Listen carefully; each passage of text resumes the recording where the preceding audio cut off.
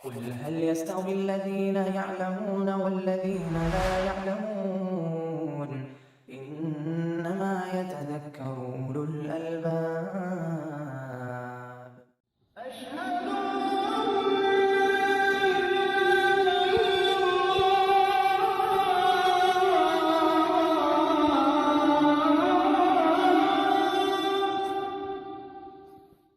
بسم اللہ الحمد للہ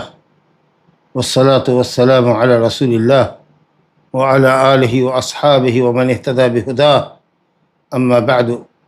فعن ابی قتادۃ رضی اللہ عنہ قال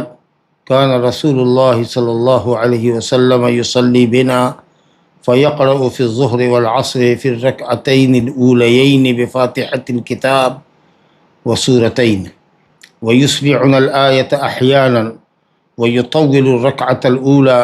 ويقرأ في الأخريين بفاتحة الكتاب متفق علیہ۔ ابو قتادہ انصاری رضی اللہ عنہ کی حدیث آپ کے سامنے پڑھی گئی، اور اس کے ساتھ ہی ابو سعید خدری رضی اللہ عنہ کی روایت بھی آنے والی ہے۔ اس کے بعد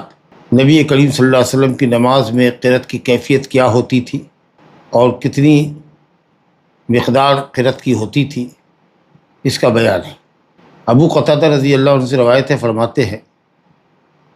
کہ رسول اللہ صلی اللہ علیہ وسلم ہم لوگوں کو نماز پڑھاتے تھے۔ کان رسول اللہ صلی اللہ علیہ وسلم یصلی بنا، صلی بالناس یعنی اما، صلی کا صلہ جب بے آئے گا تو امامت کرنے کا معنی۔ رسول اللہ صلی اللہ علیہ وسلم ہم لوگوں کو نماز پڑھاتے یعنی ہماری امامت کرتے تھے۔ چنانچہ ظہر میں اور عصر میں پہلی دو رکعتوں کے اندر، یا کہہ لیجیے کہ ظہر و عصر کی پہلی دو رکعتوں کے اندر فاتحۃ الکتاب اور دو سورت پڑھتے تھے۔ وَيُسْمِعُنَ الْآيَةَ أَحْيَانًا، اور بسا اوقات آیتوں کو بھی سناتے یا کوئی آیت سناتے، یعنی بلند آواز سے پڑھ لیتے۔ اور پہلی رکعت نماز کی کوئی بھی ظہر اور عصر کی نماز میں پہلی جو رکعت ہوتی وہ لمبی ہوتی۔ پہلی دو رکعت میں نبی صلی اللہ علیہ وسلم فاتحۃ الکتاب اور سورتین پڑھتے، بسا اوقات آیتوں کو سناتے بھی، اور رکعت اولا لمبی ہوتی۔ وَيَقْرَأُ فِي الْأُخْرَيَيْنِ، اور آخری دو رکعتوں کے اندر صرف فاتحۃ الکتاب پڑھتے، متفق علیہ۔ یقرأ فی الظہر والعصر، ظہر و عصر کے اندر فی الرکعتین الاولیین، اولین تثنیہ ہے اولا کا، اور اولا مؤنث ہے اول کا، یعنی پہلی دو رکعتیں، تو اولین اولا کا تثنیہ اور اولا اول کا مؤنث، اور اس کی ضد اخریین، اخرا کا تثنیہ، آخری دو رکعت۔ تو اول دو رکعتوں کو اولین رکعتین الاولیین، اور آخری دو رکعتوں کو رکعتین الاخریین۔ معلوم یہ ہوا کہ پہلی دو رکعتوں کے اندر رسول گرامی صلی اللہ علیہ وسلم فاتحۃ الکتاب یعنی سورہ فاتحہ پڑھتے اور دو سورت پڑھتے، یعنی دو سورت ہوتے ہیں ہر رکعت میں ایک ایک سورت، فاتحۃ الکتاب کے علاوہ ایک ایک سورت، جیسا کہ بخاری کی روایت میں ہے بفاتحۃ الکتاب وسورہ وسورہ، وسورہ سورہ، یعنی فاتحۃ الکتاب کے بعد ایک سورت پہلی رکعت میں، اور فاتحۃ الکتاب کے بعد ایک سورت دوسری رکعت کے اندر۔ اب اس سورت جیسا کہ ہم لوگ جانتے ہیں آیات کے مجموعے کو کہتے ہیں، جس کا اول ہوتا ہے، جس کا آخر ہوتا ہے۔ جیسے قل هو اللہ احد سورہ اخلاص ہے تو اس کا آغاز ہے قل هو اللہ احد سے، اور اختتام ہے ولم یکن لہ کفوا احد۔ کئی آیتوں کا مجموعہ ہے جی، جس کے اول بھی ہے اور آخر بھی ہے، اور ایک خاص نام سے وہ موسوم ہے، سورہ اخلاص، سورہ فلق، سورہ ناس، اس طرح سے اس کو سورہ کہتے ہیں۔ قرآن مجید کی چند آیات کا مجموعہ جس کا اول بھی ہو، آخر بھی ہو، اور خاص نام سے وہ موسوم۔ تو ہر رکعت کے اندر، ابتدائی دو رکعتوں میں ہر رکعت کے اندر سورہ فاتحہ کے ساتھ ایک سورت ملاتی، اور دوسری آخری جو دو رکعتیں ہوتی، آخری دو رکعت تیسری اور چوتھی، اس کے اندر صرف سورہ فاتحہ پڑھتے، متفق علیہ۔ بیچ میں ایک لفظ آیا کہ وَيُسْمِعُنَ الْآيَةَ أَحْيَانًا، احیان ہین کی جمع، ہین کہتے ہیں وقت کو، چاہے وہ قلیل ہو یا کثیر ہو، اس کو ہین کہتے ہیں۔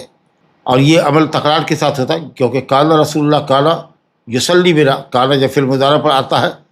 تو بظاہر یا فی الغالب دوام اور استمرار کا فائدہ دیتا ہے، فی الغالب اکثر ایسا ہوتا ہے، گویا یہ عمل بار بار ہوتا، تو اس لیے بسا اوقات آیتوں کو سناتے۔ اب جیسے پڑھ رہے ہیں مثال کے طور پر کوئی صورت، قل هو اللہ احد پڑھ رہے ہیں، قل هو اللہ احد لم یلد ولم یولد، اس طریقہ سے پڑھ رہے اور بیچ کے اندر لم یلد ولم یولد کو بلند آواز سے پڑھ لیا. یہ جو کیفیت ہوتی تھی ہم لوگوں کو بسا اوقات آیت سناتے، اب یا تو بالقصد و بالارادہ سناتے تاکہ جو لوگ غافل ہیں نماز کے اندر وہ چونکیں کہ نبی صلی اللہ علیہ وسلم قرأت کر رہے ہیں، یا پھر آپ یہ بتانے کے لیے کرتے کہ امام سری نماز میں چپ نہیں رہتا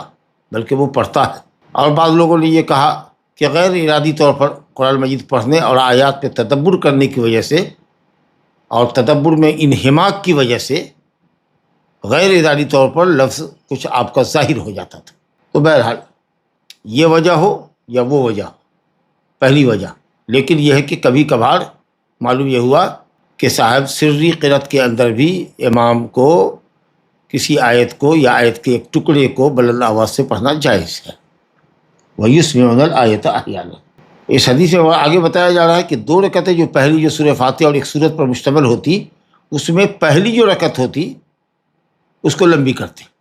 اور اس کی وجہ ہم لوگ سمجھ رہے ہیں کہ پہلی رکعت میں اگر کچھ لوگ پیچھے ہے یا کچھ لوگ وضو کر رہے ہیں تو پہلی رکعت لمبی ہو تاکہ جو متخلفین ہیں جو راستے میں آ رہے ہیں یا جو وضو خانے میں ہیں ان کو بھی موقع مل سکے کہ وہ امام کو رکوع سے پہلی رکعت میں قیام کی حالت میں پالے. یہ مقصود تھا کہ پہلی رکعت آپ لمبی کرتے. گویا کہ ہر نماز کی پہلی رکعت دوسری رکعت کے مقابلے میں لمبی ہونی چاہیے، لیکن نیچے پیچھے آگے جو روایت آ رہی ہے ابو سعید خدری کی، اس کے اندر جو الفاظ آئے ہیں اس سے یہ سمجھ میں آتا ہے کہ دونوں شروع کی 2 رکعتیں، پہلی 2 رکعتیں قرأت کے اندر برابر ہوا کرتی تھی، یعنی بڑا آیت پڑھا کرتے تھے. انشاءاللہ اس مقام پر ہم دونوں روایت کے درمیان توجیہ پیش کریں گے. ابھی اس حدیث کا مصداق اور مطلب کیا ہے وہ سمجھیے کہ حدیث کا مفاد اور حدیث کا مطلب یہ ہے کہ پہلی رکعت اس حدیث میں حدیث ابی قتادہ میں ہے کہ پہلی رکعت نبی صلی اللہ علیہ وسلم لمبی کرتے دوسری رکعت کے مقابلے میں. ایک تو یہ بات سمجھ میں آئی. دوسری بات یہ سمجھ میں آئی کہ آخری 2 رکعتوں میں صرف فاتحۃ الکتاب پڑھتے، صرف فاتحۃ الکتاب پڑھتے. بہرحال معلوم یہ ہوا کہ ابتدائی 2 رکعتوں کے اندر سری نماز کے اندر امام یا سری نماز کے اندر امام اور منفرد، اور اسی طریقے سے مقتدی پہلی 2 رکعتوں کے اندر سورہ فاتحہ بھی پڑھے گا اور سورت بھی پڑھے گا. اور جہری نماز کے اندر مقتدی صرف سورہ فاتحہ امام کے پیچھے پڑھے گا جہری نماز میں، اور جو سورت امام پڑھے گا اس کو وہ سنے گا. تو نہ صرف ظہر و عصر کی 2 رکعت کے اندر سورہ فاتحہ کے ساتھ سورت ملانا ہے، بلکہ مغرب کی بھی 2 رکعتوں کے اندر سورہ فاتحہ کے ساتھ سورت ملائے گا، عشاء میں بھی اور اسی طریقے سے فجر میں بھی. لیکن یاد رکھیے سورہ فاتحہ کے آگے جو سورت ملائی جاتی ہے اس کا حکم سنت کا ہے. جمہور اہل علم نے یہی کہا کہ سنت ہے. صرف سورہ فاتحہ واجب ہے یا رکن نماز ہے کہ اس کے بغیر نماز نہیں ہوتی. علامہ ابن قدامہ المقدسی رحمۃ اللہ علیہ نے المغنی میں لکھا ہے کہ ہم کسی بھی عالم کا یہ اختلاف نہیں جانتے کہ سورہ فاتحہ کے علاوہ جو آیتیں پڑھی جاتی ہے سورت ملائی جاتی ہے وہ مسنون ہے. گویا کہ تمام اہل علم سورہ فاتحہ کے آگے پڑھی جانے والی سورت کو مسنون مانتے ہیں. سورہ فاتحہ رکن نماز ہے تو نماز تو ہو جائے گی آپ کے صرف سورہ فاتحہ پڑھ کیونکہ آپ نے رکن ادا کر دیا. لیکن بکثرت روایت آئی ہے کہ نبی صلی اللہ علیہ وسلم پہلی 2 رکعتوں کے اندر سورہ فاتحہ کے علاوہ سورت ملاتے تھے. اور مسیح صلاۃ کو بھی آپ نے کہا جیسا کہ ابو داؤد میں روایت ہے، ثم اقرأ بأم الکتاب ثم اقرأ بأم الکتاب وما تیسر معک. سورہ فاتحہ پڑھو اور جو اس کے ساتھ آسان ہے. تو ہر چند کے سورہ فاتحہ کے اوپر آپ کی نماز ہو جائے گی، لیکن سورت کا چھوڑنا مناسب نہیں ہے کیونکہ یہ سنت ہے جو بکثرت حدیث سے ثابت ہے. لہذا سورہ فاتحہ کے ساتھ ساتھ کوئی سورت جو یاد ہو اس کو پڑھنا چاہیے. اور یہ حکم سری نماز میں امام کے لیے تو ہے ہی ہے، اگر تنہا پڑھ رہا ہے کوئی تو اس کے لیے تو ہے ہی ہے، لیکن مقتدی جو ہے امام کے پیچھے وہ بھی یہ سمجھتے کہ صرف سورہ فاتحہ پڑھ کے رہنا ہے. نہیں بھائی، سورہ فاتحہ کے علاوہ آپ کو بھی سورت پڑھنا ہے، بلکہ جب تک امام رکوع میں نہیں جا رہا ہے اگر آپ کو 1 کے بجائے 2 سورت یاد ہے 3 سورت یاد ہے تو آپ سورت ملاتے جائیے تاکہ امام کے پڑھنے تک آپ چپ نہ رہیے، آپ بھی پڑھتے رہیے، کچھ نہ کچھ پڑھتے رہیے، کوئی نہ کوئی سورت آپ پڑھتے رہیے. 1 سے زیادہ سورت بھی آپ ملا سکتے ہیں. لا الہ الا اللہ. اور دوسری وہ ایک جو اہم مسئلہ ثابت ہوا وہ یہ ہے کہ پہلی رکعت لمبی ہوگی دوسری رکعت کے مقابلے. ظہر و عصر کے اندر بھی ہے اور مغرب میں بھی ہے، عشاء میں بھی ہے، اور یہی حکم فجر میں بھی ہے. اور جیسا کہ میں نے عرض کیا کہ واللہ عالم اس کا مقصود شاید یہی ہے کہ پہلی رکعت کے اندر ایک تو نمازی کے اندر نشاط اور قوت ہوتی ہے، اور دوسرے یہ ہے کہ لوگ آ جائے اور پہلی رکعت میں امام کو پالے. جیسا کہ ابو قتادہ نے یہ کہا ہے فضلنا انہ یرید بذلک یدرک الناس الرکعۃ الاولی. ہمارا غالب گمان یہ ہے کہ نبی صلی اللہ علیہ وسلم پہلی رکعت کو اس لیے لمبی کرتے تھے تاکہ آپ چاہتے تھے کہ لوگ پہلی رکعت کو پالے امام کے ساتھ۔ اب جو اس کے بعد جو ابو سعید خدری کی روایت آئے گی اس سلسلے میں پھر گفتگو ہوگی کہ وہ کہہ رہے ہیں کہ پہلی اور دوسری رکعت دونوں ہی برابر ہوتی تھی۔ بہرحال پہلی رکعت کو دوسری کے مقابلے میں لمبا کرنا چاہیے، اور ائمہ مساجد کو، نماز پڑھانے والے ائمہ کو اس بات کا خیال رکھنا چاہیے۔ چلیے صاحب، اور آخری 2 رکعت میں اس حدیث نے بتایا کہ آخری 2 رکعت میں ظہر و عصر کی آخری 2 رکعت میں صرف سورہ فاتحہ پر اکتفا کرنا چاہیے۔ یہی حکم عشاء کی آخری 2 رکعتوں کا ہے، یہی حکم مغرب کی آخری رکعت کا ہے، لیکن ابو سعید خدری کی روایت آ رہی ہے اس کے اندر ایسا اشارہ ملے گا جس سے لگے گا کہ ظہر کی نماز میں نبی صلی اللہ علیہ وسلم آخری 2 رکعتوں کے اندر بھی سورہ فاتحہ کے علاوہ کچھ آیتیں پڑھا کرتے تھے، مزید کچھ آیتیں پڑھا کرتے تھے۔ ابو سعید خدری کی روایت آ رہی ہے۔ اچھا، اس حدیث میں ایک لفظ اور دیکھیے کہ نبی صلی اللہ علیہ وسلم سورہ فاتحہ پڑھتے وہ سورہ اور ایک سورت بھی ملاتے۔ اس کا مطلب یہ ہوا کہ مکمل ایک سورت پڑھنا، سورہ فاتحہ کے علاوہ جو سورت پڑھ رہے ہیں اسے مکمل ایک سورت پڑھنا یہ افضل ہے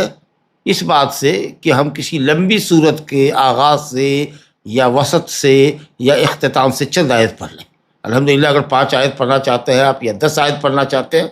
تو 30ویں پارے میں 10 آیت والی، 5 آیت والی، 6 آیت والی، 8 آیت والی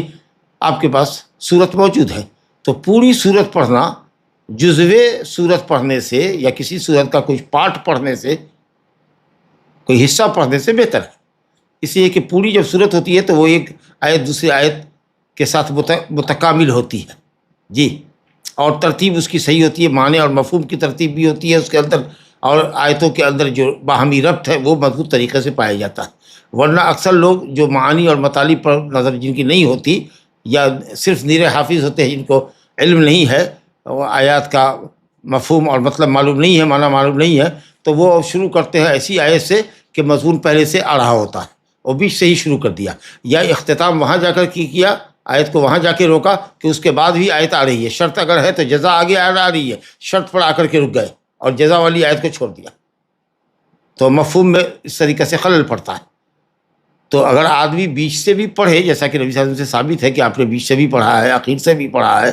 اور سورہ مومنین کی ابتدائی آیات بھی آپ نے پڑھی ہے، یہاں تک کہ جب موسیٰ اور ہارون کے ذکر پر آئے فجر کی نماز میں تو آپ کو کھانسی آئی تو پھر آپ رکوع میں چلے گئے، اور قرآن نے کہا فقرأ ما تیسر معک من القرآن، قرآن سے جو آسان ہو پڑھو، یا ما تیسر معک اقرأ بأم الکتاب وما تیسر معک، تو کہیں سے بھی جہاں سے انسان کو آسان ہو وہ پڑھ سکتا ہے، جواز میں کوئی اختلاف نہیں ہے انشاءاللہ، لیکن بہتر یہ ہے کہ جتنا کچھ آپ وسط آیت سے یا شروع صورت سے یا وسط صورت سے یا آخری صورت سے پڑھنا چاہ رہے ہیں، اس کے مقابلے میں بہتر یہ ہے کہ اتنے ہی آیات کی صورت مکمل آپ منتخب کر کے پڑھیے، تو یہ زیادہ اچھا ہے۔ علامہ ابن القیم رحمۃ اللہ علیہ نے اس پر بہت زور دیا ہے زاد المعاد کے اندر، وہ کہتے ہیں کہ نبی صلی اللہ علیہ وسلم کا طریقہ یہ تھا کہ پوری صورت پڑھتے تھے، یا کبھی ایک صورت کو 2 رکعتوں میں پڑھتے تھے، جیسے کہ سورہ طور کو نبی صلی اللہ علیہ وسلم نے 2 رکعت میں پڑھا، سورہ اعراف کو مغرب میں 2 رکعت میں پڑھا، سورہ طور کو مغرب میں 2 رکعت میں پڑھا جی، اور کبھی اول صورت سے پڑھتے جیسے کہ سورہ مومنون پڑھا تھا، لیکن آخری صورت سے پڑھنا یا بیچ سے پڑھنا کہتے کہ یہ نبی صلی اللہ علیہ وسلم سے ثابت نہیں ہے، شاید فرض نماز میں مقصود ہوگا، ورنہ فجر کی سنتوں کے تعلق سے روایت بالکل صحیح ہے۔ مسلم کے اندر ہے کہ نبی صلی اللہ علیہ وسلم نے سورہ بقرہ کی آیت نمبر 36 قُلُوا آمَنَّا بِاللَّهِ اور سورہ آل عمران کی آمَنَّا بِاللَّهِ وَاشْهَدْ بِأَنَّا مُسْلِمُونَ والی آیت آپ نے پڑھی تھی، جبکہ یہ بیچ کی ہے، 136 ہے سورہ بقرہ میں، اور 52 سورہ آل عمران کی آیت آپ نے پڑھی تھی، اور جو قرأت نفل میں جائز ہے وہ فرض میں بھی جائز ہے، الا ایک دلیل ہو۔ تو قاعدہ تو یہی ہے کہ جو نفل میں ثابت ہے وہ فرض میں بھی ثابت ہے، جب تک کہ مخصص دلیل نہ ہو ہمارے پاس، اور اللہ تعالیٰ کا عمومی قول جو ہے فقرؤوا ما تیسر من القرآن، جہاں سے قرآن سے آسان ہو، یعنی سورہ فاتحہ کے علاوہ جہاں سے آسان ہو اس کو پڑھو، تو یہ بھی بتاتا ہے کہ کہیں سے بھی پڑھ سکتے ہیں، لیکن بلا شبہ افضل یہ ہے اور سنت یہ ہے کہ پوری صورت ایک رکعت میں پڑھی جائے۔ آپ کو 10 آیت پڑھنی ہے، 15 آیت پڑھنی ہے، 18 آیت پڑھنی ہے، 20 آیت پڑھنی ہے، ماشاءاللہ اتنی آیتیں ہمارے پاس موجود ہیں۔ 30 آیت پڑھنی ہے، ٹھیک ہے، سورہ اگر ظہر میں 30 آیت پڑھنی ہے آپ کو تو الف لام میم سجدہ پڑھ لیجئے، یا اسی طریقے سے آپ سورہ الملک پڑھ لیجئے، تو یہ زیادہ اچھا ہے کہ آیت ایک دوسرے کے ساتھ مربوط ہوتی ہے پوری صورت کے اندر۔ یا ایسی جگہ پر آدمی نہ رکے، وسط میں پڑھنے کی صورت میں ایسی غلطی ہوتی ہے کہ آدمی وہاں جا کے وقف کرتا ہے جہاں وقف ہونا نہیں چاہیے تھا، ایک آیت اور آگے پڑھنی چاہیے تھی، 2 آیت اور آگے پڑھنی چاہیے تھی۔ علی کل حال بہتر یہ ہے کہ پوری صورت پڑھے یا ایک صورت کو 2 رکعت میں پڑھے، ورنہ جواز کی حد تک کہیں سے بھی پڑھ سکتا ہے انسان۔ بہت زیادہ اس میں الجھن کی بات نہیں ہے، لیکن افضل یہ ہے کہ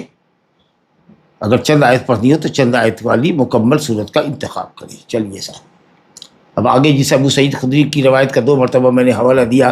کہ اس میں تھوڑا ابو قتادہ کی روایت سے تھوڑا سا ڈفرینس ہے کہ پہلی 2 رکعتوں کے اندر نبی صلی اللہ علیہ وسلم سورہ فاتحہ صورت تو ملاتے تھے، لیکن پہلی رکعت لمبی کرتے تھے۔ اب یہاں جو روایت آ رہی ہے اس کے اندر یہ کہ دونوں رکعتیں، ظہر اور عصر کی دونوں ابتدائی رکعتیں جو پہلی اور دوسری ہے وہ قرأت میں برابر ہوتی تھی، اور آخری 2 رکعتوں میں ابو قتادہ انصاری کی حدیث میں ہم نے پڑھا کہ صرف سورہ فاتحہ پڑھتے تھے، اور یہاں یہ ہے کہ ظہر میں نبی صلی اللہ علیہ وسلم سورہ فاتحہ سے آگے بھی سورہ فاتحہ کی 7 آیتوں کی مقدار صورت بھی ملاتے تھے یا آیتوں پڑھتے تھے۔ دیکھیے حدیث ملاحظہ کیجیے، عن ابی سعید الخدری رضی اللہ عنہ قال كنا نحذر قیام رسول اللہ صلی اللہ علیہ وسلم فی الظہر والعصر فحذرنا قیامه في الركعتين الأوليين من الظہر قدر الف لام میم تنزیل، وفي الأخريين قدر النصف من ذلك، وفي الأوليين من العصر على قدر الأخريين من الظہر والأخريين على النصف من ذلك، رواہ مسلم۔ ابو سعید خدری رضی اللہ عنہ کہتے ہیں کہ كنا نحذر، حاذر، دال ذال را ذا، نحذر بالحاء الذا والراء، نحذر، حذر يحذر بالزائی، یعنی نخرس و نقدر، اندازہ کرتے تھے ہم نبی کریم صلی اللہ علیہ وسلم کی کہ قیام کو ظہر و عصر میں اندازہ کرتے تھے کہ کتنا آپ پڑھ سکتے ہیں یا پڑھ سکتے ہوں گے اس قیام میں۔ تو یہ اندازہ تھا ہم لوگوں کا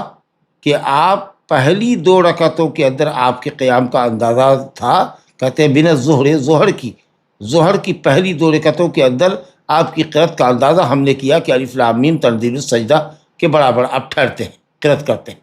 یہ جو الف لام میم تنزیل ہے جو سورہ سجدہ کے نام سے 21ویں پارے میں ہے، جس کو فجر کی فرض نماز کی اول رکعت میں پڑھتے ہیں،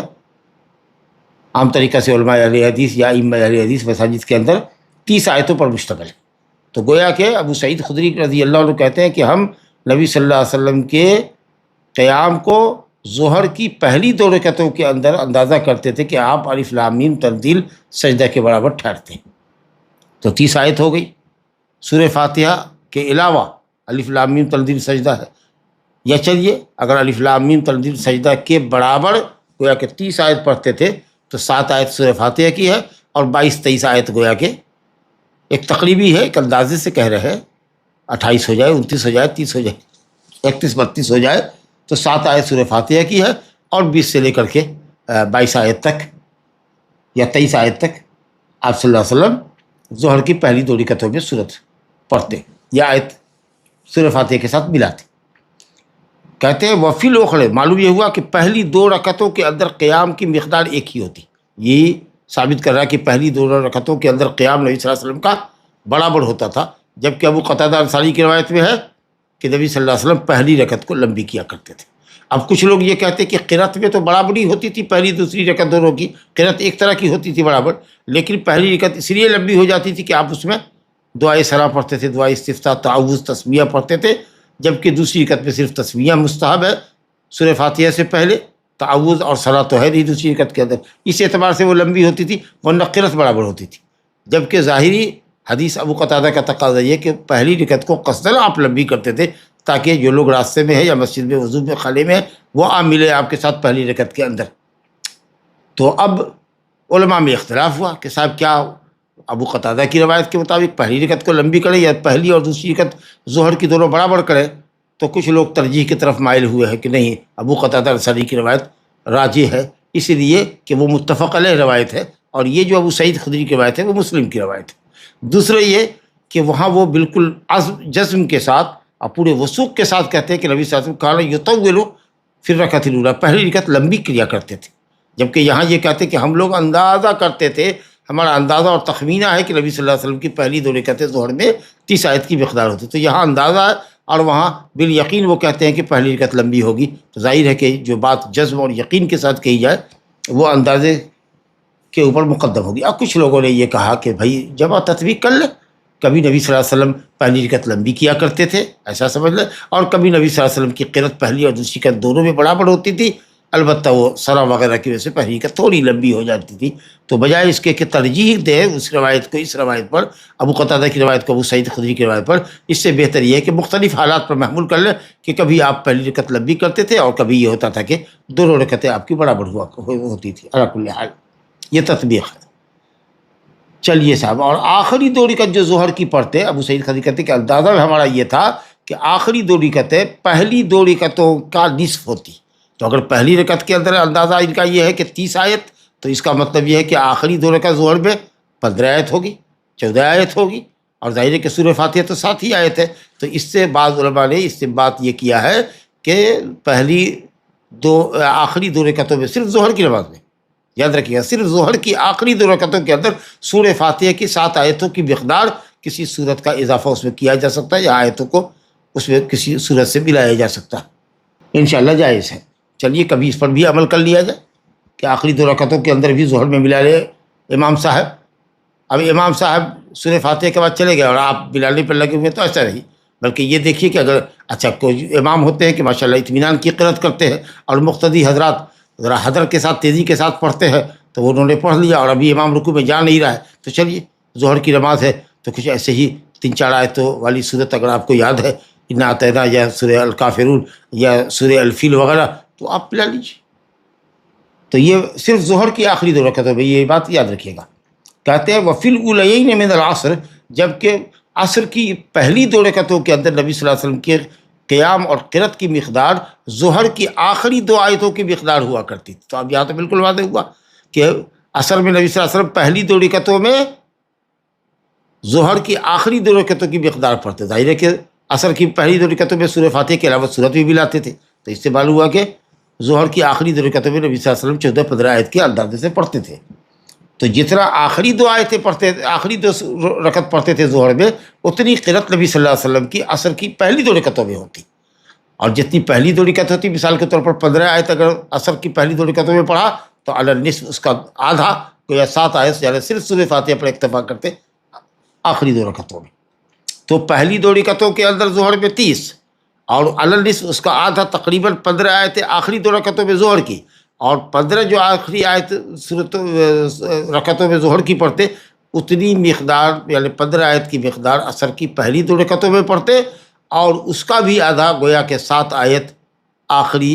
2 رکعتوں میں عصر کی پڑھا کرتے تھے۔ تو یوں ترتیب ہو گئی، لخبطہ نہیں ہونا چاہیے۔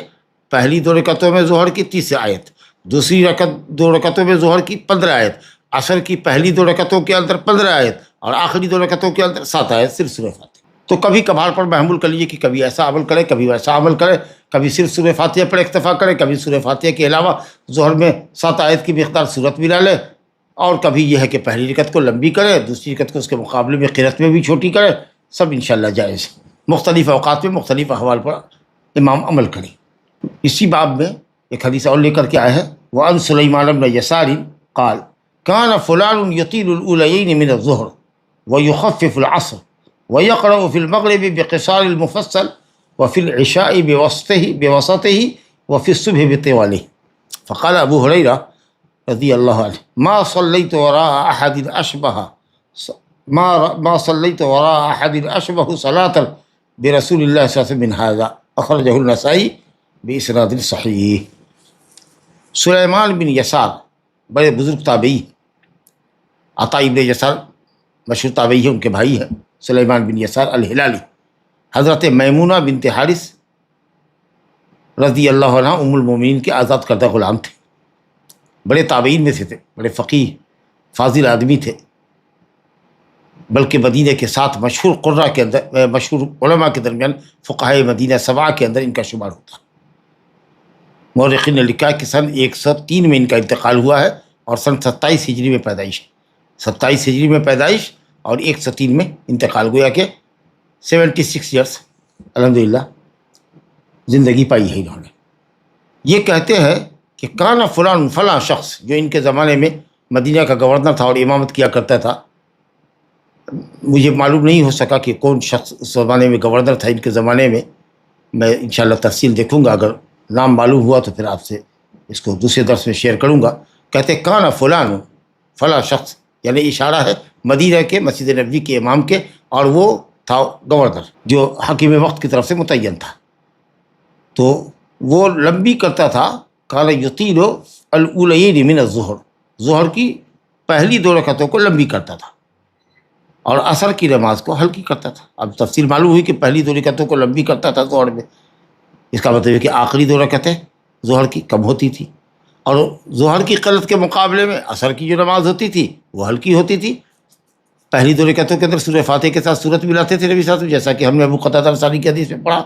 یا جیسا کہ ابو سعید خدری کی روایت میں پڑھا کہ تقریباً 15 آیتوں کے اندازے سے آپ صلی اللہ علیہ وسلم عصر کی پہلی 2 رکعتوں میں پڑھتے تھے اور آخری 2 رکعتوں میں صرف سورہ فاتحہ پر اکتفا کرتے۔ کہتے ہیں کہ فلاں شخص یعنی جو امام تھا مسجد نبوی کا، وہ ظہر کی پہلی 2 رکعتوں کو لمبی کرتا تھا، یعنی سورہ فاتحہ کے علاوہ سورہ ملاتا تھا، اور عصر کی نماز کو ہلکی پڑھتا تھا ظہر کے مقابلے میں، یقیناً کیونکہ وقت تو بہرحال عصر کا مختصر ہوتا ہے۔ وَيَقْرَأُ فِي الْمَغْرِبِ، اور وہی امام مسجد میں جو تھا وہ مغرب میں قصار مفصل پڑھا کرتا تھا۔ قصار مفصل یعنی چھوٹی چھوٹی صورتیں جس میں کثرت کے ساتھ بسم اللہ کے ذریعے فصل آیا ہے۔ اب اس کی وضاحت کریں گے ابھی کہ قصار مفصل کیا ہے، وساط مفصل کیا ہے، طوال مفصل کیا ہے۔ کہتے ہیں کہ مغرب میں قصار مفصل وہ شخص پڑھا کرتا تھا، اور عشاء میں وسط مفصل یا وساط مفصل پڑھتا تھا، اور صبح میں طوال مفصل پڑھتا تھا۔ یہ قرأت اس شخص کی تھی۔ ابو ہریرہ رضی اللہ عنہ نے کہا اس شخص کے متعلق جو امام تھا، کہا کہ بھائی میں نے کسی بھی شخص کے پیچھے نماز نہیں پڑھی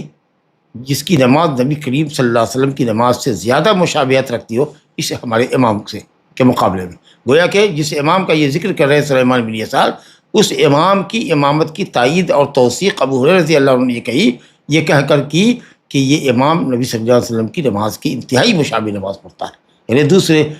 دوسرے گورنران کے مقابلے میں یہ شخص بہت اچھی نماز پڑھتا ہے، اور اس کی نماز نبی صلی اللہ علیہ وسلم کی نماز کے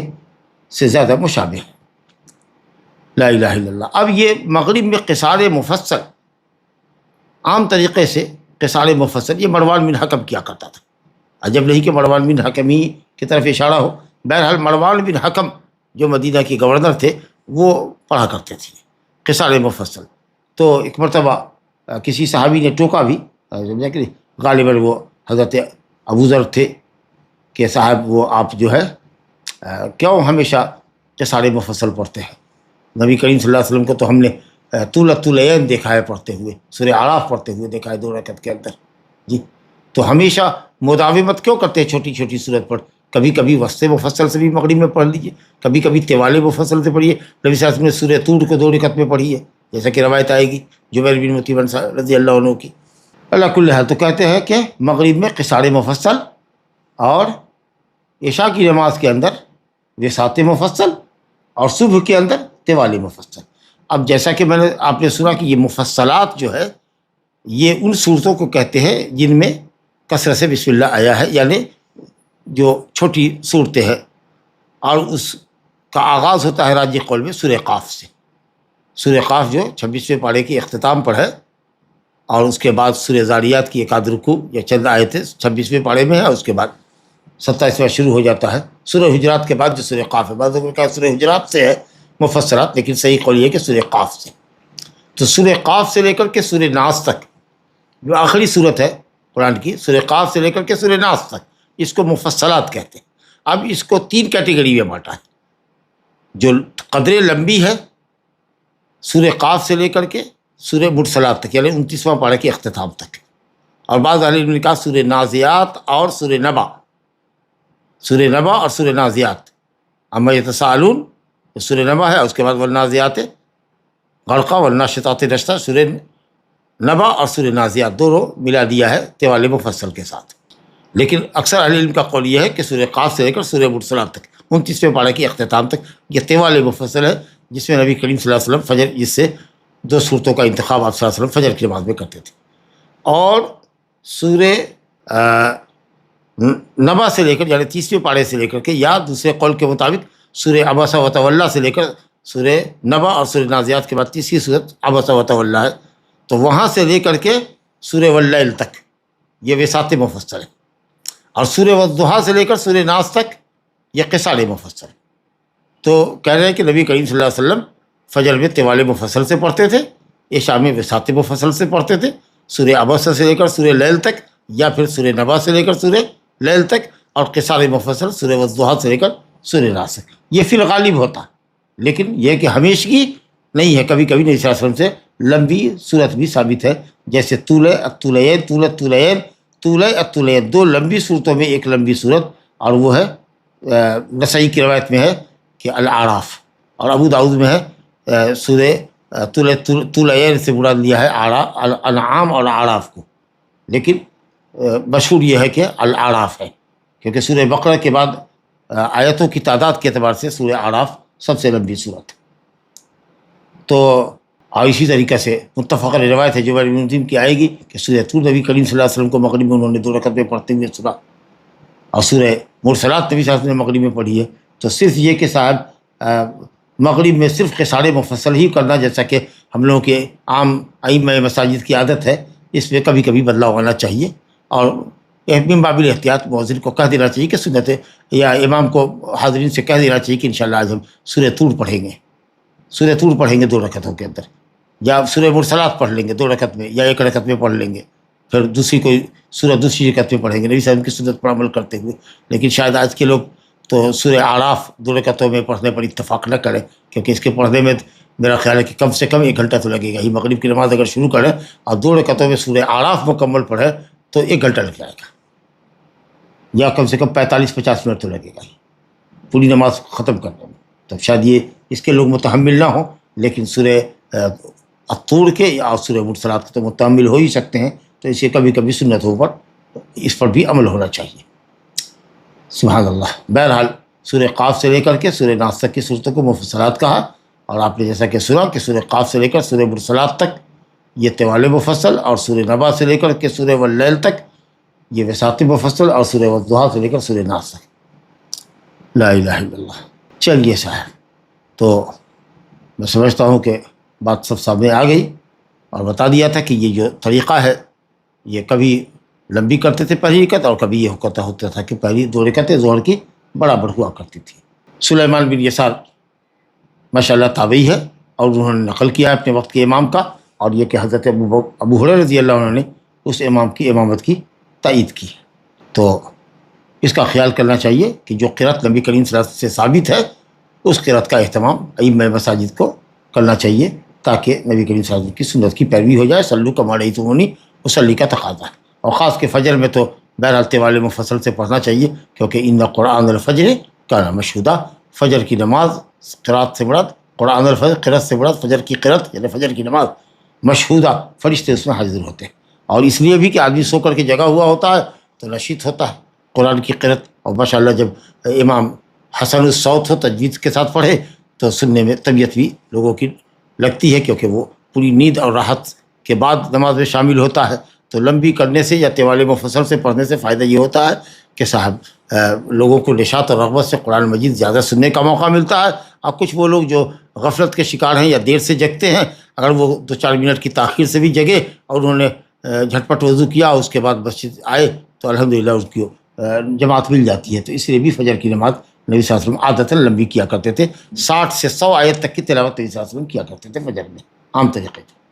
چلیے صاحب، قرأت ہی کا بیان چل رہا ہے نماز کے اندر. تو ابھی جیسا کہ میں نے اشارہ کیا تھا کہ جبیر بن مطعم رضی اللہ عنہ کی روایت ہے سورہ طور مغرب میں پڑھنے کے تعلق سے، وہ حدیث آ گئی. کہتے ہیں وعن جبیر بن مطعم رضی اللہ عنہ قال سمعت رسول اللہ صلی اللہ علیہ وسلم یقرأ فی المغرب بالطور. جبیر بن مطعم کہتے ہیں کہ میں نے رسول اللہ صلی اللہ علیہ وسلم کو مغرب کی نماز میں سورہ طور پڑھتے ہوئے سنا. یہ جب آئے تھے جنگ بدر کے بعد قیدیوں کے چھڑانے کے سلسلے میں اور فدیہ کی گفتگو کرنے کے سلسلے میں، تو اس وقت انہوں نے سنا تھا. اور اسی کی ایک آیت پر ام خلقوا من غیر شیء ام هم الخالقون، کیا ام خلقوا من غیر شیء، کیا یہ یوں ہی پیدا کر دیے گئے ہیں، ان کا کوئی خالق نہیں ہے، یا یہ کہ یہ خود خالق ہے. یہ اللہ تعالیٰ نے سوال کیا کہ پوچھو ان مشرکین سے کہ یہ خود اپنے آپ کے خالق ہیں یا ان کو کسی نے پیدا کیا ہے. تو کہتے ہیں کہ کاد قلبی یطیر، لگتا تھا کہ میرا دل جو ہے میرے سینے سے نکل جائے گا. گویا کہ ایمان کی جنبش اور حرکت پیدا ہوئی یہ پہلی مرتبہ. لیکن اللہ کی توفیق جب ایمان لائے جی تو بعد میں ایمان لائے حدیبیہ کے موقع پر یا حدیبیہ کے بعد. تو جبیر بن مطعم نے اس وقت جو سنا تھا حالت کفر میں، اس کو بیان کرے حالت اسلام میں. اس سے بہت بڑا اصول یہ معلوم ہوا کہ اگر کوئی کافر حدیث کو حالت کفر میں سنے تو اس کو وہ حالت کفر میں بیان نہیں کر سکتا ہے. ہاں بیان کرے گا، جب وہ مسلمان ہو جائے بیان کرے گا تو اس کی روایت لی جائے گی۔ اسی طریقے سے کسی فاسق نے حدیث سنا حالت فسق میں، لیکن جب ایمان اور تقویٰ کی راہ پر آ گیا تب اس نے بیان کیا کہ میں نے فلاں زمانے میں یا فلاں وقت میں یا آج سے 10 سال پہلے فلاں عالم کو بخاری شریف کی یہ حدیث کہتے ہوئے سنا تھا، مجھے آج تک وہ الفاظ یاد ہیں اور وہ حدیث یہ ہے، تو ماشاءاللہ اب وہ فاسق جبکہ عادل بن چکا ہے اس کی روایت لی جائے گی۔ تو جبیر بن مطعم نے جو اس وقت سنا تھا حالت کفر میں، اس کو بیان کرتے ہیں حالت اسلام، میں نے رسول اللہ سے سنا تھا یا سنا پڑھتے ہوئے مغرب میں سورہ طور کا۔ تو معلوم یہ ہوا کہ مغرب کی نماز میں کبھی کبھی لمبی صورت ہونی چاہیے، لمبی صورت ہونی چاہیے، ہمیشہ قصار مفصل سے نہیں ہونا چاہیے، بلکہ بعض اہل علم نے کہا کہ ہمیشگی برتنا خلاف سنت ہے، تاکہ ایسا نہ سمجھا جائے کہ صاحب مغرب میں قصار مفصل ہی پڑھا جاتا ہے، جیسا کہ میں نے عرض کیا کہ مروان ابن الحکم عادتاً مغرب میں قصار مفصل کیا کرتے تھے، تو زید بن ثابت رضی اللہ عنہ نے ان پر انکار کیا اور کہا کہ کیا بات ہے، ما لک تقرأ فی المغرب قصار المفصل، کیا ہے آپ کو، کیا یعنی آپ کیوں ایسا کرتے ہیں مغرب میں قصار مفصل پڑھتے ہیں، جبکہ میں نے نبی صلی اللہ علیہ وسلم کو طول الطولین 2 لمبی صورتوں میں سے ایک لمبی صورت پڑھتے ہوئے یعنی سورہ اعراف پڑھتے ہوئے میں نے سنا، حدیث بخاری شریف کی، ابو داؤد میں ہے، نسائی میں ہے۔ اور اسی طریقہ سے بخاری اور مسلم میں یہ ہے، ام الفضل بنت حارث جو حضرت ابن عباس کی والدہ ہیں، وہ کہتی ہیں کہ میں نے ابن عباس کہتے ہیں کہ ام الفضل بنت حارث نے کہا کہ سمعتہ یقرأ بہ بالمرسلات، جب ابن عباس نے مغرب کی نماز پڑھی تو سورہ مرسلات پڑھا، تو نماز کے بعد ان کی والدہ ام الفضل نے کہا کہ بیٹا تم نے آج کی اس قرأت سے مجھے یاد دلا دیا کہ نبی صلی اللہ علیہ وسلم کی آخری نماز جو مغرب میں ہوئی تھی اپنے گھر میں، اس میں آپ نے سورہ والمرسلات پڑھا تھا۔ یہ کہہ کر کے ام الفضل نے یہ ثابت کر دیا کہ ایسا نہیں ہے کہ صاحب شروع دور میں آپ نے سورہ مرسلات پڑھی تھی مغرب میں اور بعد میں چھوٹی چھوٹی صورتیں آپ نے پڑھی، گویا وہ عمل منسوخ ہے، بلکہ کوئی منسوخ اور نسخ کا دعویٰ نہیں کرنا چاہیے، اور اگر کوئی منسوخ کی بات کرتا ہے تو یہ کہا جائے گا کہ سب سے آخری نماز نبی صلی اللہ علیہ وسلم کی جو مغرب میں ہوئی ہے اپنے گھر میں، اس سے تو سورہ مرسلات آپ نے پڑھا ہے۔ تو بہرحال منسوخیت کا کوئی ناسخ اور منسوخ کا کوئی قاعدہ یہاں نہیں ہے، بس یہ صرف بتانا ہے کہ نبی صلی اللہ علیہ وسلم کی آخری نماز میں سورہ مرسلات ہوا تھا، لہٰذا یہ نہیں سمجھنا چاہیے کہ یہ پہلے کا واقعہ ہے اور بعد میں قصار مفصل نبی صلی اللہ علیہ وسلم پڑھنے لگے، نہیں، بلکہ آخر زندگی میں بھی آپ نے مغرب کی نماز جو گھر میں پڑھی ہے اسے سورہ مرسلات پڑھا ہے، لہٰذا کوئی چیز منسوخ نہیں ہے، عام طریقے سے قصار مفصل پڑھے، لیکن کبھی کبھار وہ سورہ مرسلات پڑھ لے، سورہ طور پڑھ لے۔ جی، حضرت عائشہ رضی اللہ عنہ کی بھی روایت ہے، یہ نسائی میں سند صحیح ہے کہ وہ کہتی ہیں کہ رسول اللہ صلی اللہ علیہ وسلم نے مغرب کی نماز میں سورہ اعراف پڑھا تھا 2 رکعتوں کے اندر۔ جی، یہ روایت نسائی کی اور حدیث صحیح ہے زید بن ثابت کی۔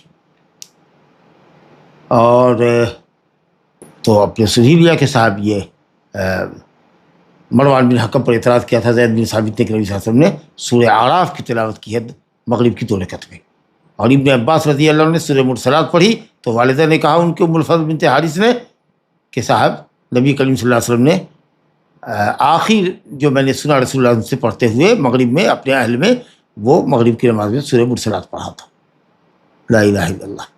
تو کبھی کبھار مغرب میں اس بات کا خیال رکھنا چاہیے۔ چلیے، قرأتی کا باب چل رہا ہے ابھی،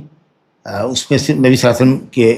عام نمازوں کا جو طریقہ ہے وہ تو سنا، لیکن خاص طریقے سے فجر کی نماز جمعہ کے دن نبی صلی اللہ علیہ وسلم کی خاص قرأت ہوا کرتی تھی، چنانچہ یہ حدیث متفق علیہ ہے آپ کے سامنے۔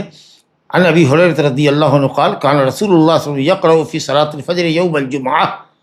الف لام میم تنزیل السجدہ وهل اتى على الانسان، متفق علیہ، وللطبرانی من حدیث ابن مسعود یدیم ذلک۔ ابو ہریرہ رضی اللہ عنہ فرماتے ہیں کہ رسول اللہ صلی اللہ علیہ وسلم صلاۃ الفجر میں جمعہ کے دن صلاۃ الفجر میں الف لام میم تنزیل السجدہ اور هل اتى على الانسان پڑھا کرتے تھے۔ الف لام میم تنزیل السجدہ یعنی سورہ سجدہ جو 30 آیتوں پر مشتمل، اور اسی طریقے سے سورہ الدہر مکمل صورت پڑھتے تھے۔ جب کہا گیا کہ الف لام میم تنزیل سجدہ پڑھتے تھے اور هل اتى على الانسان پڑھتے تھے تو معلوم یہ ہوا کہ نبی کریم صلی اللہ علیہ وسلم بکمال و تمام دونوں صورتوں کو 2 رکعتوں میں پڑھتے تھے۔ عام طریقے سے اہل حدیثوں کے یہاں بھی کم ہی، اور دوسروں کے یہاں تو خیر شاذ و نادر ہی کوئی پڑھتا ہو، لیکن اہل حدیثوں کے یہاں بھی کچھ آیت آدھی ادھوری کر کے چھوڑ دیتے ہیں۔ الف لام میم تنزیل سجدہ سے 2 رکوع پڑھ لیا، اور اسی طریقے سے سورہ دہر سے بھی 1 رکوع پڑھ لیا، تو یعنی پوری صورت نہیں پڑھتے ہیں۔ تو اہل علم نے بہت سخت انکار کیا ہے کہ اگر سنت پر عمل کرنا ہے تو پوری صورت پڑھو۔ چنانچہ بہت سے لوگ اگر نہیں ان کو یاد ہے تو وہ دوسری صورت پڑھتے ہیں لیکن مکمل پڑھتے ہیں. یہ یا اگر سورہ یہ پڑھنا ہے تو پھر اس میں جو آدھا ادھورا کرتے ہیں، یا ایک سورہ سجدہ کو دو رکعتوں میں لے جاتے ہیں، یا کچھ آیتیں سجدہ کی پہلی رکعت میں پڑھا، کچھ سورہ دہر کی سورہ انسان کی دوسری رکعت میں پڑھا، یہ عمل سب خلاف سنت ہے. اب یہ جو دو صورتوں کا انتخاب نبی صلی اللہ علیہ وسلم سورہ جمعہ میں یعنی جمعہ کے دن فجر کی نماز میں کرتے تھے، اس کی خاص وجہ ہے کہ اس میں انسان کے مبدأ تخلیق، آغاز تخلیق کا ذکر ہے، مقصد تخلیق کا ذکر ہے، اور مقصد کی تکمیل اور عدم تکمیل کے نتیجے میں جنت اور جہنم کی رحمت اور عذاب کا ذکر ہے. تو یہ سب جو ہے وہ بہت امپورٹنٹ دن ہے. اور جمعہ کے دن انسان پیدا کیا گیا. جمعہ کے دن اللہ تعالیٰ نے حضرت آدم کو پیدا کیا، اور آدم کی پیدائش کا مقصد اللہ تعالیٰ کی عبادت. تو انسان کی پیدائش کا ذکر، انسان کے تخلیق کا مقصد بیان کیا گیا، اور پھر عبادت اور اطاعت الہی کی بجا آوری کے نتیجے میں جنت کا استحقاق اور عدم بجا آوری کی شکل میں جہنم کا استحقاق. یہ سب جو چیزیں ہیں وہ انسان کو چوکنا کرتی ہیں اور پیدائش کے مقصد سے آگاہ کرتی ہیں، کیونکہ وہ جمعہ کا دن ہے. آدم علیہ السلام کو اللہ نے جمعہ کے دن پیدا کیا، اور حضرت آدم علیہ السلام جمعہ کے دن ہی جنت سے نکالے گئے کہ دنیا میں جاؤ اور اپنی قوم سے، اپنے بچوں سے زمین کو آباد کرو. اور حضرت آدم علیہ السلام کی موت بھی جمعہ کے دن واقع ہوئی تاکہ اپنے عمل کی جزا اچھی جنت میں وہ پا سکیں، اور قیامت بھی قائم ہوگی، کیونکہ قیامت اگر قائم نہ ہو تو پھر جنتی جنت میں کیسے جائے گا، اور بد عمل جہنم میں، کافر مشرک منافق اب بد عمل کیسے جہنم میں جائے گا. تو اسی لیے قیامت کا ہونا بھی ضروری ہے، اور یہ بھی نعمت ہی ہے. تو اسے یہ نہیں سمجھنا چاہیے کہ صاحب اس میں کمال کی کیا بات ہوئی کہ قیامت قائم. ارے بابا، قیامت قائم نہ ہو اور حضرت آدم کی موت نہیں ہوتی تو آدم جنت میں کیسے جاتے، اور قیامت قائم نہیں ہوگی تو حساب کتاب نہیں ہوگا، تو پھر بندے جنت میں کیسے جائیں گے. تو بہرحال یہ جمعہ کی فضیلت کے اندر آیا ہے کہ اللہ تعالیٰ نے جمعہ کے دن حضرت آدم کو پیدا کیا، اور اسی دن جو جنت سے نکالے بھی گئے، وہ خرج منہا فی یوم الجمعہ، اور اسی کے بعد ان کی موت بھی ہوئی، وفیہ ماتا، اور اس دن آپ کا انتقال ہوا، وفیہ تقوم الساعہ، اور جمعہ ہی کے دن قیامت قائم ہوگی. تو اس سب اعتبار سے جو مقاصد ہیں، اس کے اعتبار سے یہ دونوں صورت بہت مناسب ہیں. کچھ لوگ کہتے ہیں کہ صاحب چلو اگر یہ نہیں ہے تو کوئی اور سورہ پڑھ لو جس میں سجدہ ہو. بھائی مقصد سجدہ نہیں ہے، مقصد معنی کے اعتبار سے جو ابھی بتایا گیا یہ ہے اصل. تو کوئی اگر سورہ سجدہ کے علاوہ کوئی اور صورت پڑھتا ہے، مثال کے طور پر سورہ نجم پڑھ لے، سورہ انشقاق پڑھ لے، یا کوئی اور صورت پڑھ لے جس میں سجدہ ہے، یا سجدہ کی آیت کے آگے اور پیچھے سے کچھ آیتوں کو پڑھ لے اور یہ سمجھے کہ ہم نے سجدہ کر لیا، یہ سنت ادا نہیں ہوگی. سنت ادا ہوگی تبھی جب کہ سورہ سجدہ پڑھے، الف لام میم تنزیل السجدہ. لا الہ الا اللہ. آگے کہا ہے، طبرانی میں ہے، روایت ابن مسعود کے اسی کی حدیث ہے. یہ تو ابو ہریرہ کی روایت متفق علیہ پڑھا. طبرانی صغیر میں، طبرانی نے اپنی صغیر میں ابن مسعود سے جو روایت نقل کی ہے سند کے ساتھ، اس میں ہے کہ یدیم ذالک، نبی صلی اللہ علیہ وسلم اس پر دوام برتتے تھے. لیکن ابن عساکر نے تاریخ دمشق میں طبرانی کے ہی حوالے سے ذکر کیا ہے، تو یدیم ذالک کا لفظ نہیں ہے. اس لیے علی نے کہا ہے کہ اس لفظ کے ثبوت میں شک ہے. پھر یہ ہے کہ ابن ماجہ میں ابو الاحوص نے ابن مسعود سے جو روایت کی ہے اس کے اندر بھی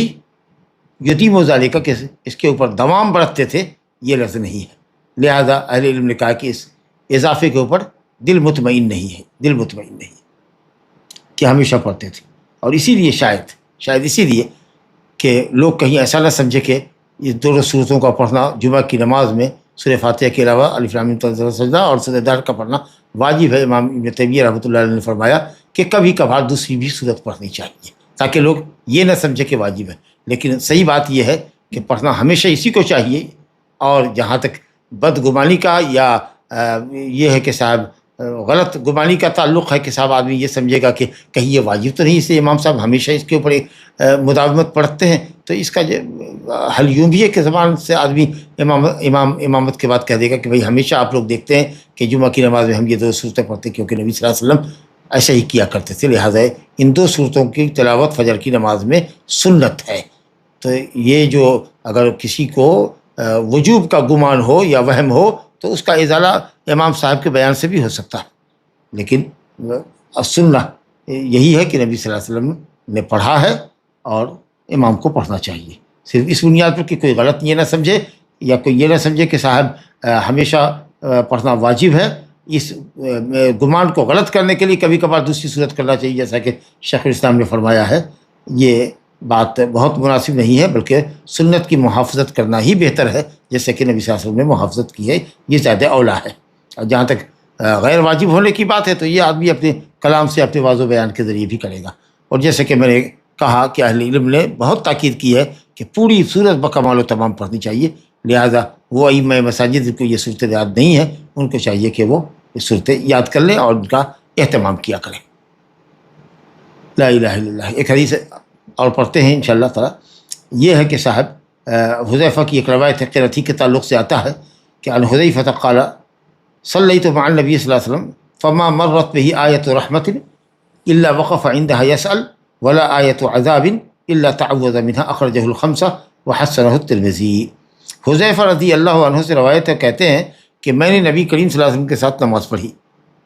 فما مرت به آیۃ رحمت، تو نہیں کوئی آیت گزری رحمت کی مگر نبی کریم صلی اللہ علیہ وسلم آیت رحمت پر ٹھہرے اور اللہ تعالیٰ سے رحمت کا سوال کرتے تھے، اور جب بھی کوئی کسی آیت عذاب سے گزرتے تو اللہ تعالیٰ سے عذاب سے پناہ چاہتے۔ حدیث خمسہ نے روایت کی ہے، مسند احمد اور سنن اربعہ، اور امام ترمذی نے اس کو حسن کہا ہے۔ لیکن صحیح یہ ہے کہ اس حدیث کی اصل جو ہے وہ مسلم میں، جیسا کہ حافظ ابن حجر رحمۃ اللہ کی عادت ہے کہ جب بھی وہ حدیث اصلاً مسلم میں ہوتی ہے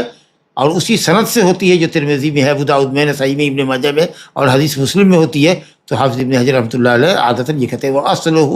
فی مسلم، اس حدیث کی اصل مسلم کے اندر ہے، بیان ہی اسی سند سے، جو سند یہاں سنن میں ہے۔ اعمش نے سعد بن عبیدہ سے روایت کیا ہے، انہوں نے مستورد سے روایت کیا ہے، انہوں نے سیرہ بن ظفر سے روایت کیا ہے، انہوں نے حذیفہ سے روایت کیا، یہی حدیث، یہی سند مسلم کے اندر ہے، مطول بھی ہے، مختصر بھی ہے۔ اور اس کے اندر حذیفہ یہ کہتے ہیں کہ میں ایک رات نبی کریم صلی اللہ علیہ وسلم کے ساتھ لگ گیا تہجد کی نماز میں، تو آپ نے سورہ فاتحہ کے بعد سورہ بقرہ شروع کیا۔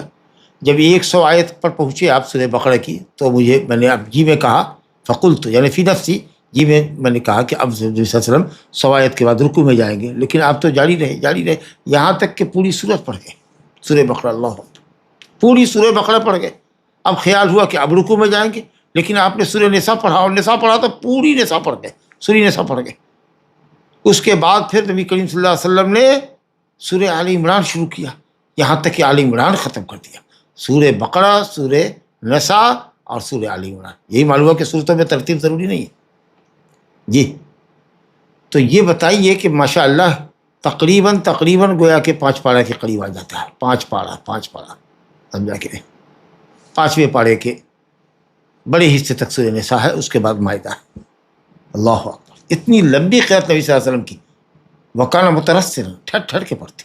اور اسی میں ہے کہ جب آیت رحمت سے گزرتے تو اللہ تعالیٰ سے رحمت کا سوال کرتے، آیت عذاب سے گزرتے تو آیت عذاب سے گزر کر کے اللہ تعالیٰ کے عذاب سے پناہ چاہتے، تسبیح کی آیت سے گزرتے تو اللہ کی تسبیح اور تحمید بیان کرتے۔ یہ پورا واقعہ ہے مسلم کے اندر جو حذیفہ نے بیان کیا۔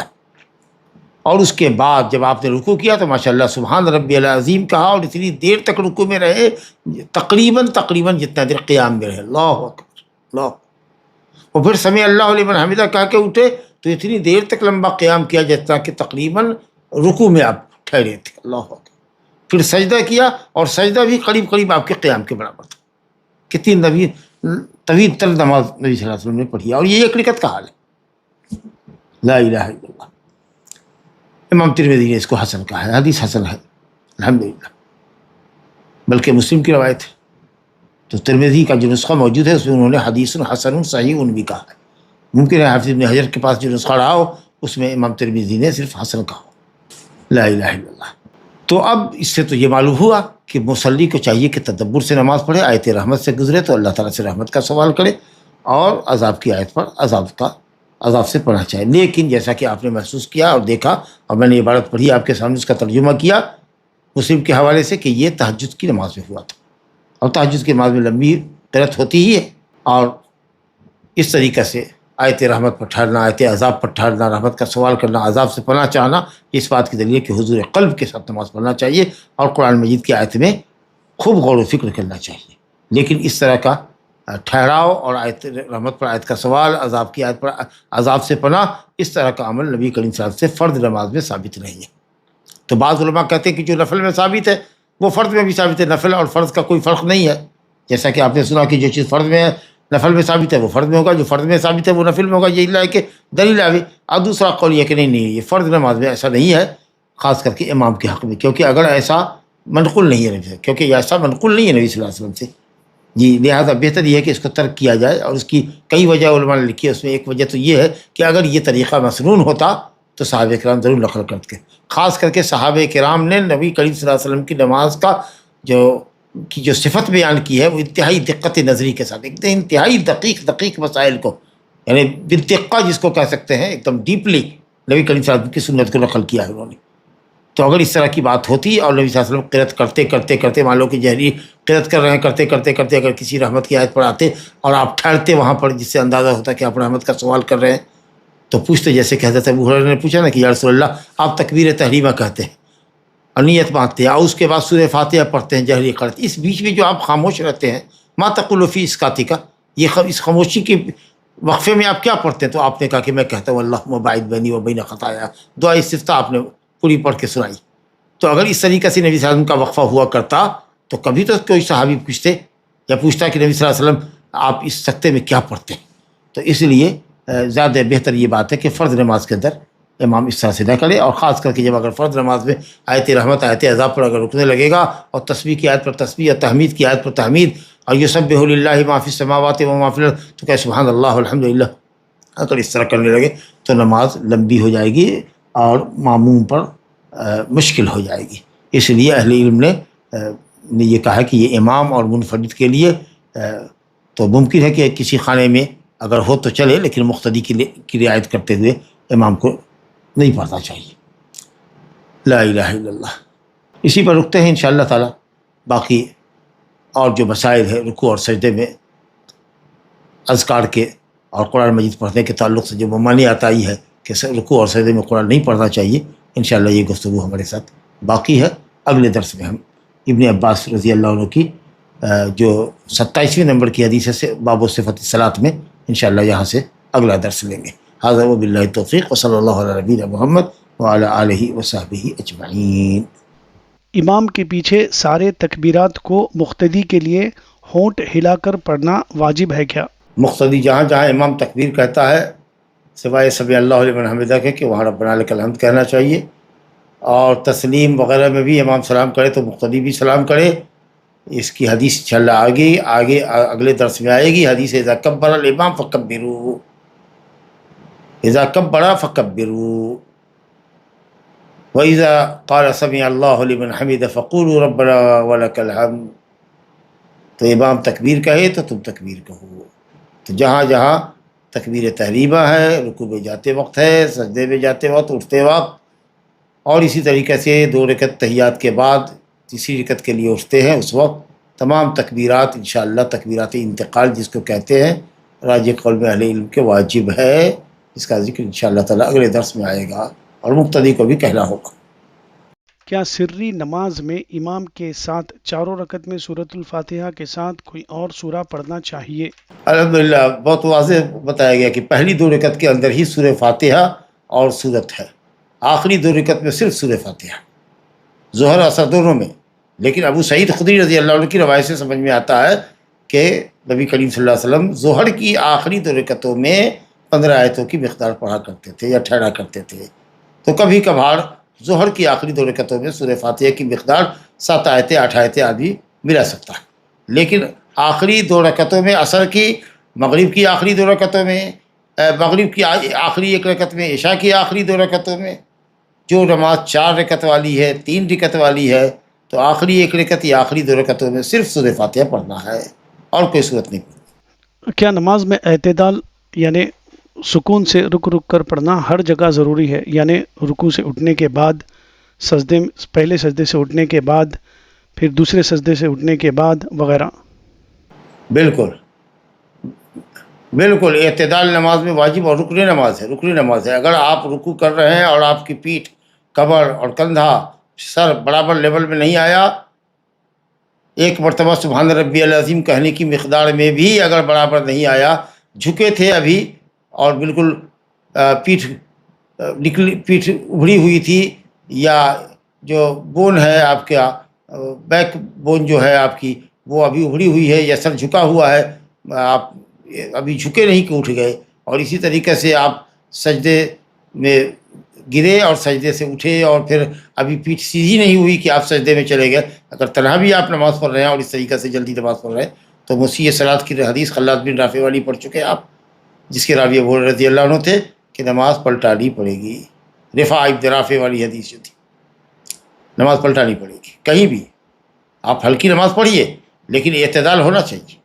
اطمینان سے رکوع ہو، اطمینان سے آپ کھڑے ہو کہ آپ کی پیٹھ کی ہڈی سیدھی ہو جائے رکوع کے بعد، اسی طریقے سے سجدے میں اطمینان سے آپ کا پیٹھ کمر سب جھکے برابر سے، اور جب سجدے سے اٹھے تو اتنی دیر بیٹھے کہ آپ کی پیٹھ کی ہڈی سیدھی ہو جائے۔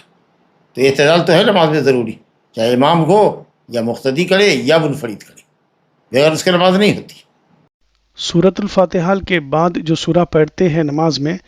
کیا اس سے پہلے بسم اللہ پڑھنا مستحب ہے؟ جی، سورہ فاتحہ کے علاوہ بھی سورت پڑھیں گے تو بسم اللہ پڑھنا مستحب ہے، بسم اللہ آغاز سورت میں پڑھنا مستحب ہے،